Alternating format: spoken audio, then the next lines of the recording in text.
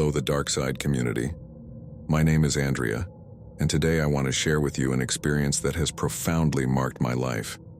It might be hard for you to believe me because, at first, I myself refused to accept that it was all true.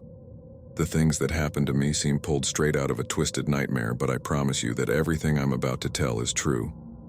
It all began when I was 6 years old. Well, at least it began for me at that moment because, as you'll find out later, what I'm about to tell you is something much older than me. I apologize if I go on at length, but I believe it's necessary for you to fully understand everything I went through. My family was very small. It was just my mom, my grandmother, and me. My dad died in a car accident when I was just 6 years old, so it was always just the three of us. My mom and I always had a very close relationship, although for a large part of my childhood we didn't spend much time together. She worked all day to make sure I lacked nothing.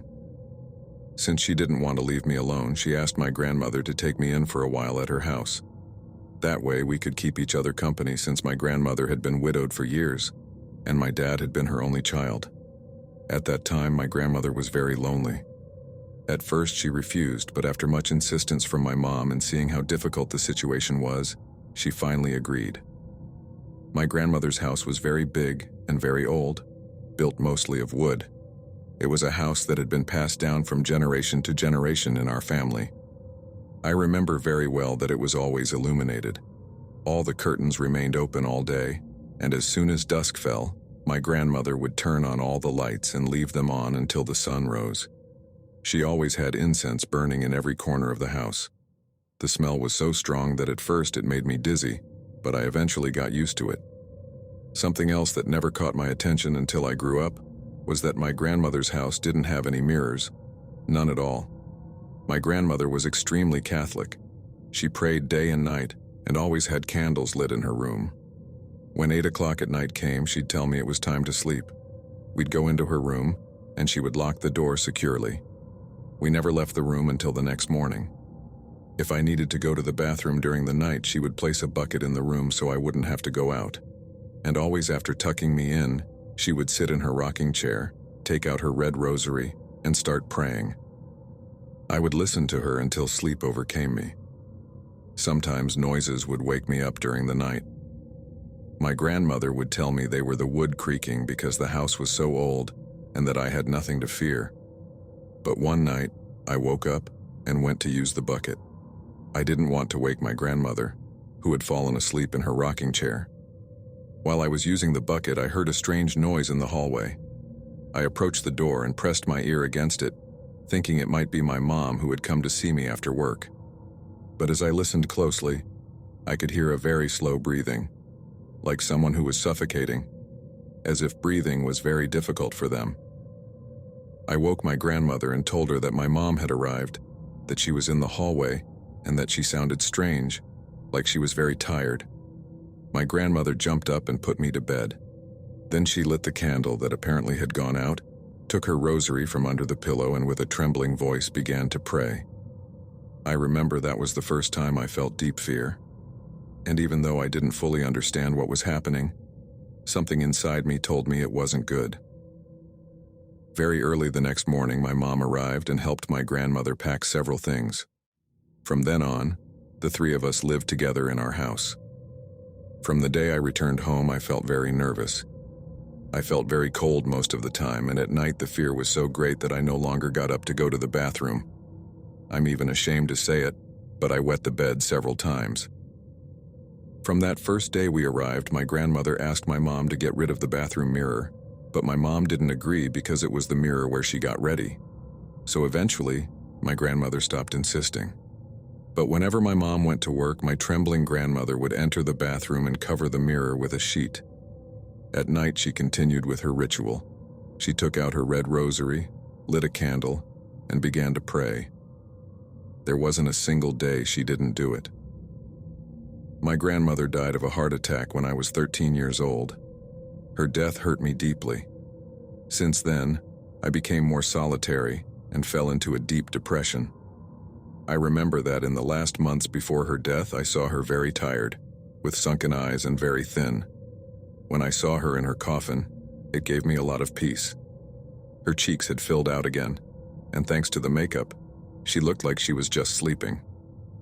A few days after her death, my mom changed jobs to one that would allow her to spend more time with me. Financially, we were tighter, but at least we had each other. Since my grandmother's passing, the house felt lighter. The atmosphere was different, and I was no longer afraid of the dark. As a child, I believed this was because my grandmother was my guardian angel and that after death she could protect me from everything. Sometime later, my mom got a better paying job and was able to buy a small Infinavit house in a neighborhood that wasn't yet fully built, but it was a dream come true for us.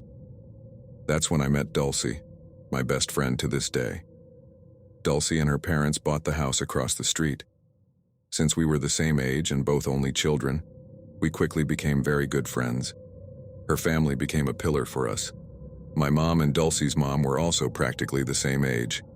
Both had us very young and became very close as well. When I turned 24, my mom got sick. At first, the doctors said it was gastritis, but she got worse very quickly, too quickly. Dulcie's mom took my mom to a specialist, and that's when we were told she had advanced stomach cancer that had already spread to her lungs and there was nothing to be done. They told us they could operate to try to remove as much as possible, but that would only give her a few more months to live. I couldn't believe what they were telling me.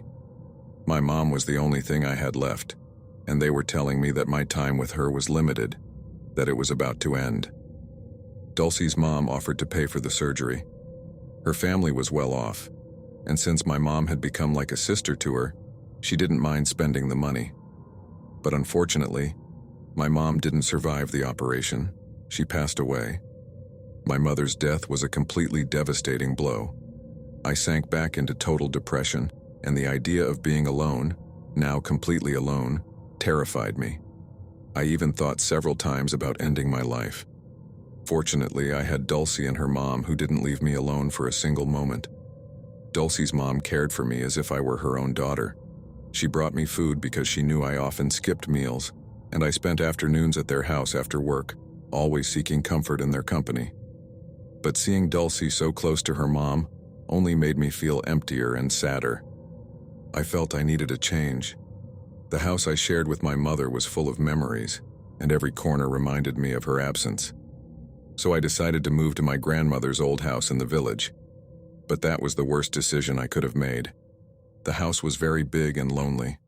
As I said, it was very deteriorated, but I thought it could be the perfect place to start anew. I hoped to find a bit of peace, far from the memories that suffocated me. Dulcie warned me about the loneliness I might feel, but I trusted that the change would make me feel better. From the first time I crossed the door, I felt a cold that chilled me to the bone, but I thought it was normal since the house had been uninhabited for years. I spent the first days forcing myself to get up, to keep busy cleaning, painting the worn-out, moldy walls. I wanted my grandmother's house to come alive again, but just when I was starting to feel a little better, things began to change, almost imperceptibly. It all started with slight noises that I attributed to the house's age, creaking wood, whispers of the wind slipping through the cracks. But there was something more, something I couldn't explain that made me feel uneasy. The first thing that started to unsettle me were shadows. Shadows I saw out of the corner of my eye, crawling, stretching out, even in the darkness. It was as if someone were crawling on the floor, but when I turned to look directly, there was nothing. So I began to turn on all the lights in the house as soon as dusk fell, because the darkness terrified me. One night, while trying to fall asleep, I heard a noise coming from the hallway. It sounded like someone was dragging something heavy. I recognized that sound. It was the same one I heard the last time I stayed there with my grandmother. I convinced myself that it was all my imagination, a product of my exhausted mind, nervous from living alone in that enormous house. But then the smells began. An intense, nauseating odor of sulfur invaded the house every time those noises occurred. No matter how much I ventilated the rooms and cleaned with bleach, the smell persisted. At first, I thought it might be rats, that there were probably several dead between the walls.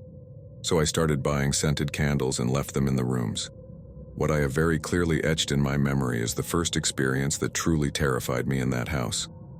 One morning, while I was combing my hair in front of the bathroom mirror, I noticed something strange in it. At first, I thought it was my imagination, but looking closer, I realized something was not right.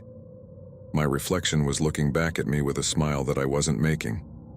It was as if my face were forced into a strange smile, and my eyes seemed empty, sunken, as if they weren't mine. At that moment, panic overtook me. I felt a chill run from head to toe, and I could feel my heart beating so fast that I thought it would leap out of my chest. I wanted to scream, but I couldn't. It was as if fear had left me mute. After looking away for a second, I looked back at the mirror. Everything seemed normal. I told myself it must be my mind playing tricks on me, probably from fatigue or whatever. But deep down, I felt there was something more. Without thinking twice, I ran out of the bathroom. I went to work with my hair half done. I was scared to death, and the whole way, I could only think about that smile. That smile in the mirror. That night when I returned home, the fear returned as well. The bathroom door, which I remembered slamming shut, was open.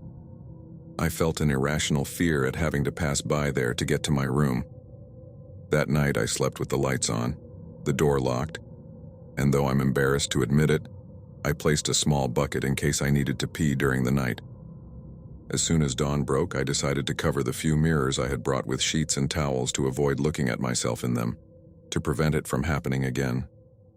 Over time, the sulfur smell began to permeate the entire house. It was a nauseating aroma that intensified during the nights. Moreover, the noises continued and became more frequent. The night was filled with strange sounds, like someone moving furniture or crawling on the floor, as if I wasn't the only inhabitant in that house. One afternoon, Dulcie came to visit me. I was giving her a tour of the house, but I hadn't yet told her anything about what had been happening. I didn't want her to think I was crazy or that it was all part of my depression. When I was showing her my room, which had previously been my grandmother's room, she said something that chilled my blood. "I'm so glad you adopted a dog. At least you're not alone in this big house," she said with a relieved tone. "What dog?" I asked, puzzled. She just gave me a confused look and said, "Don't tell me that was a cat, because I've never seen one that big." Seeing my bewildered face, she added, "Well, it's just that when we were entering the room, I clearly saw out of the corner of my eye that something was following us down the hallway, but it went into the bathroom." She hadn't even finished speaking when we heard a crash in the hallway. We ran out to see, and we both saw the chandelier on the floor. On the ceiling, there were several barely visible marks of dirty little hands, as if an 8-year-old child had been crawling up there. But as those prints advanced, they began to take the shape of dog paws. Dulcie ran out like a bat out of hell, and I followed her. We got into her car and drove until we reached a fast food restaurant on the outskirts of town. We parked in the plaza, and while eating inside the car, Dulcie asked me for an explanation of what we had just witnessed. As if I had a clear answer, as if I owed her one. I decided to tell her everything that had been happening, risking that she'd think I was crazy. But to my surprise, she believed me. After that, we went to her house. I took the opportunity to stop by my mother's house. Upon entering, I felt the heavy vibe again, the rotten smell that now also invaded that place. I was filled with anger at the thought that those things tormenting me had also invaded my mom's house. That night I had to sleep at Dulcie's house. We both set up a sort of camp in the living room with several blankets, like we used to do when we were kids. I'm a light sleeper, so I felt when Dulcie got up to go to the bathroom in the early morning. I was drifting back to sleep when Dulcie returned, crying to wake me up. "The mirror, the mirror," she repeated over and over. I tried to calm her, and when she could speak, she explained that while washing her hands and looking in the mirror, her reflection gave her a slight, barely perceptible smile, but strange, very terrifying. She said that wasn't her face, that something was wrong. I told her that maybe she had dreamed it because she was half asleep, especially after I had told her all about my experiences. That calmed her a bit, but she insisted that we go to the bathroom together. We removed the mirror and stored it in her mom's room, who wasn't there because she had gone to visit one of her sisters. That night, neither of us could sleep. The next morning, Dulcie took me back to my grandmother's house, but this time she didn't want to go in. From then on, the noises in the house intensified. Each night, sleeping became a nightmare, and I decided to move to the downstairs room, which was right below my grandmother's old room. That afternoon, while I was finishing moving my things to the new room, I received a call from Dulcie. Her voice sounded shaky. She was full of fear. "I swear you're not going to believe me. It's not suggestion. It happened to my mom too," she said. "What happened to her?" I asked. I went into my mom's room early and saw that she had a towel covering her vanity mirror. I got nervous and asked her why she had covered it. She told me that this very morning, while she was cleaning her room, she looked in the mirror and saw her face in a strange way. She approached because she thought that being far away and without glasses, she was imagining things. But the closer she got, the more she saw how her face was smiling in an abnormal way, like a forced smile with eyes full of suffering. I couldn't believe what I was hearing. Dulcie hadn't mentioned any of this to her mother, so there was no way she was also influenced by suggestion. "And that's not all," Dulcie added. "My house is smelling really bad, like there's a dead animal inside. It's the same smell as in your mom's house." I burst into tears. I couldn't believe what was happening. I wanted to convince myself that none of this was real, but what Dulcie had told me confirmed that it was all true. I felt guilty that those things were now tormenting her too. "With a cleansing or something similar maybe?" she suggested. That's how I found the contact of an older woman who lived about 40 minutes from my grandmother's house. Out of respect, I won't mention her name or address. I understand she no longer does this work. That same afternoon after work, I went to see her. There was no one else before me, so I went in quickly. The room where she received me was large and dark, with a huge altar of a saint I didn't recognize. It looked strange. The atmosphere was heavy with a mix of incense, herbs, and wax. There were candles lit everywhere and branches scattered on the floor. Before I could say anything, the woman told me she felt a very strong and negative energy with me, that several entities were tormenting me. Although she could help lessen the manifestations, she couldn't get rid of them completely. She warned that trying to do so could be counterproductive, increasing the manifestations instead of decreasing them.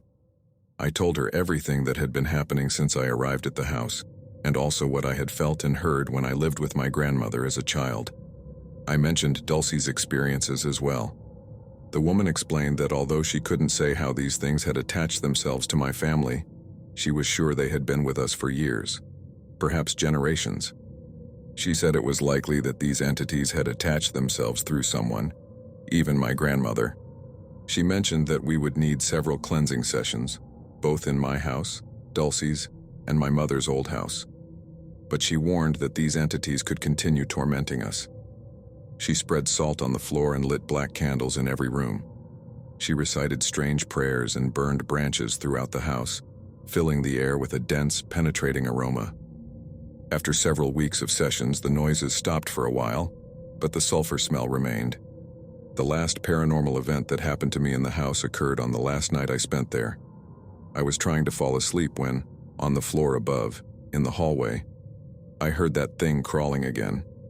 This time I could hear the sound of its hands pressing against the floor slowly and heavily, one after the other, as if it was struggling to move forward. I was paralyzed with fear. The idea that it could come down the stairs and reach the room where I was terrified me. I tried to pray in my mind, tried to remember the prayers my grandmother used to recite in her room at night, but my mind was blank. I couldn't recall anything. That thing kept moving down the hallway. I could hear its heavy breathing getting closer to the stairs. Suddenly the noise stopped abruptly, and just as I was beginning to calm down, that horrible breathing was heard right under my bed. I felt a terrible pressure that started at my feet and ended in my head. I think I fainted from the shock. When I woke up, it was still dark. I was so scared that even reaching out my hand to the nightstand beside my bed to grab my cell phone terrified me. Then, the silence of the room was interrupted by murmurs accompanied by the creaking of wood in the room above. It was the same sound as when my grandmother rocked in her chair while praying. At first, it was hard for me to realize, but then I focused on the murmurs. I recognized the voice coming from the room above. "Saint Michael the Archangel, defend us in battle. Be our protection against the wickedness and snares of the devil. May God rebuke him, we humbly pray." It was my grandmother's voice. I could hear her praying in the distance, in her room, sitting in her rocking chair. Tears began to stream down my face. Suddenly, I felt a peace I hadn't experienced in a long time. I remembered her prayers and began to pray in rhythm with the murmurs until I fell asleep. The next morning, I packed my things and left. I felt that that night could have been my last, but my grandmother was there to protect me. I felt she had returned to tell me that I needed to leave that house. I went up to her room one last time, armed with the courage the daylight gave me. I thanked her for protecting me. I told her I would move out, that she could continue to rest in peace. I promised that her house would remain and that I would ensure no one else would live there. As I turned, there was her rocking chair. On it was her rosary, that red rosary with which she always prayed, and which I swear I saw in her hands when we buried her in the coffin. I admit it scared me a lot to see it there, but I couldn't leave it behind. I still have that rosary to this day. It's a reminder that my grandmother is my guardian angel, and that she will always be watching over me. Dulcie helped me with the move, and as we were leaving the house, she asked me if the cleansing lady was there. I told her no, that I hadn't spoken to her in a while. It's just that I could swear I saw her, or at least I saw a woman in the upstairs window. She even had a yellow apron with red flowers.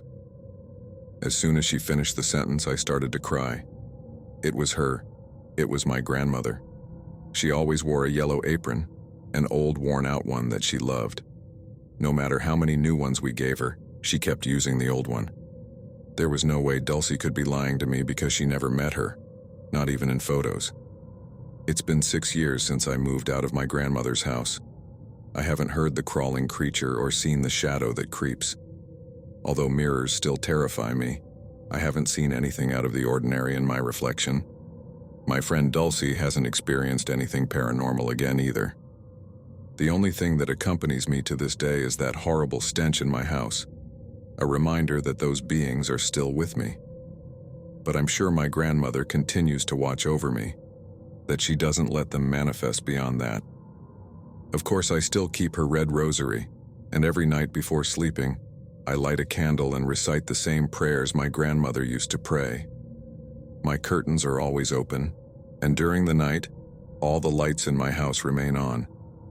I avoid drinking water before bed so I don't have to go to the bathroom, and if I need to, I have a bucket in my room. I do everything as a precaution because I know those things will never leave me in peace. Thank you all for listening to my story. Good night.